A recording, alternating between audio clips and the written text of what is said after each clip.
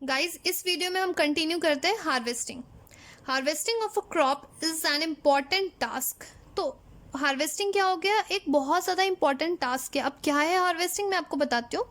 The cutting of crop after it is mature is called harvesting. तो जब भी आपका क्रॉप क्या हो गया, मेच्योर हो गया, उसके बाद जो आप कट कर रहे हो, so that is known as आपका हार्वेस्टिंग।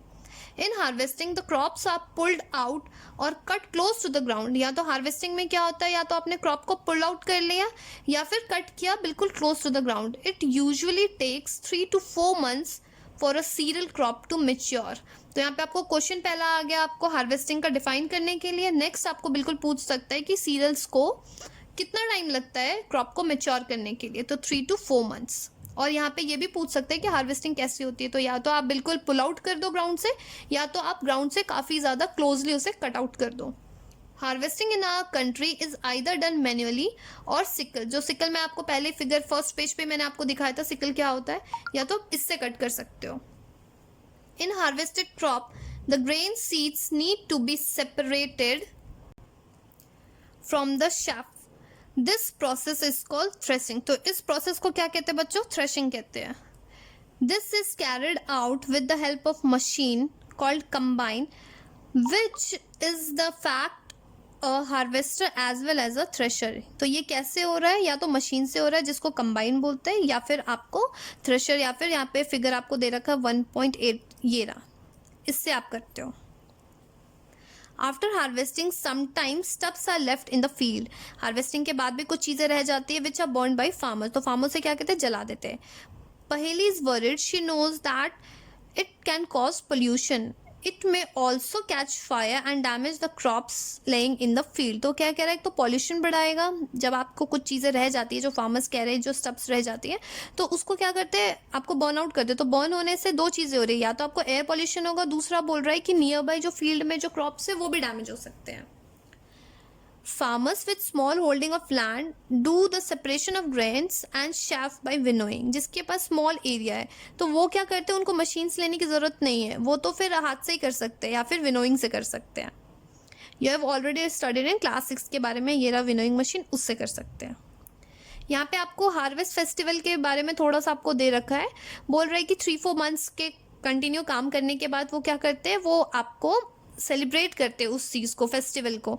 तो मेनली ये कब करते हैं, बैसाखी या होली, दिवाली, आपका नबायना या फिर बिहू में, ठीक है, इसके रूप में वो हार्वेस्ट फेस्टिवल को इन्जॉय करते हैं। अब मेन है आपका 1.9, जो कि आपको स्टोरेज के बारे में पढ़ना है। ये समझ में आ गया, हार्वेस्टिंग तक समझ में आ गया बच्चों। उसके बाद जब हार्वेस्ट हो गया तो उसे आप स्टोर कहाँ कर रहे हो, कैसे करोगे स्टोर, मेन चीज़ें तो ये है ना, स्टोरेज आपका मेन चीज़ है।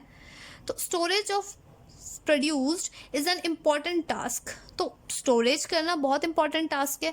If the harvested grains are to be kept for a long time they should be safe from moisture या इंसेक्ट्स या रैट या माइक्रो ऑर्गेनिज्म। अगर आपने बहुत, कहते हैं ना, लार्ज क्वांटिटी में आपने रखा हुआ है और बहुत दिनों तक उसको सेव करके रखना है, तो आपको बचाना होगा मॉइस्चर से, इंसेक्ट से, रैट्स या माइक्रो ऑर्गेनिज्म से।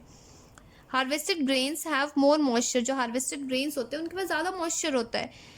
If freshly harvested grains are stored without drying, it may be spoiled or attacked by the microorganism, making them unfit for the use or for germination। अगर आपने जो भी freshly harvested crop है उसको आपने बिना dry के अगर आपने स्टोर कर दिया तो वो बहुत जल्दी ख़राब होने के चांसेस है, तो फिर आप उसे यूज़ में नहीं ला सकते, आप उसे खा भी नहीं सकते और फिर जर्मिनेट भी नहीं कर सकते। क्योंकि हमें पता है जर्मिनेशन के लिए, हमने लास्ट पेज पे पढ़ा है या इस चैप्टर में पढ़ा है कि जर्मिनेशन के लिए हमें हेल्दी सीड्स चाहिए।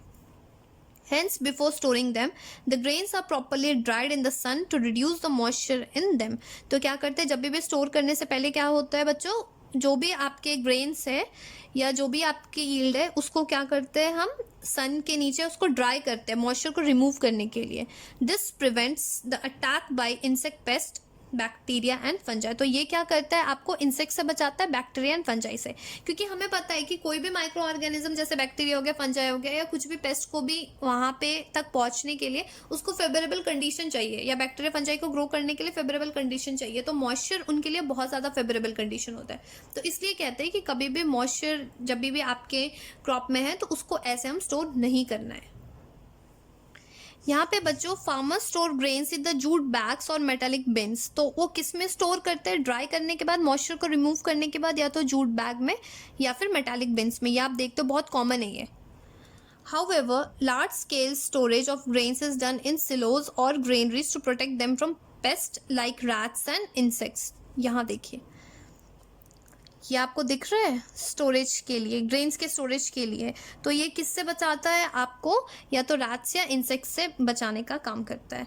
Dried neem leaves are use for the storing food grains at home. अगर घर में है, अगर आपको कुछ रखना है, ज़्यादा दिन के लिए रखना है, तो आप ड्राई नीम लीव्स को डाल सकते हो।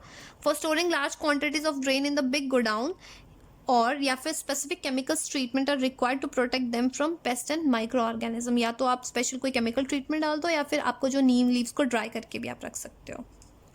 यहाँ पे आपको दे रखा है 1.10 में फूड फ्रॉम एनिमल्स। तो यहाँ पे आपको एक्टिविटी दे रखी है, make the table following table in the notebook and complete it. यहाँ पे आपको फूड बोल रहा है, यहाँ पे मिल्क दे रखा है, आपका सोर्स क्या क्या है। तो आप मिल्क कैसे ले रहे हो बच्चों? काउ से, बुफेलो से, या फिर आप कुछ भी ले लो, गोट ले लो, कैमल ले लो, शी गोट, शी कैमल, ठीक है। ये आपको फिल ऑन करने के लिए बोला है। After completing this table, you must have seen that like plants, animals also provide us with different kind of food. हमने तो अभी तक plants के बारे में पढ़ रहे थे कि हम plant से कैसे हम food ले रहे हैं। बोल रहे हैं कि animal से भी हम food लेते हैं। एग्जाम्पल आपको यहाँ पे दे रखा है, मिल्क दे रखा है।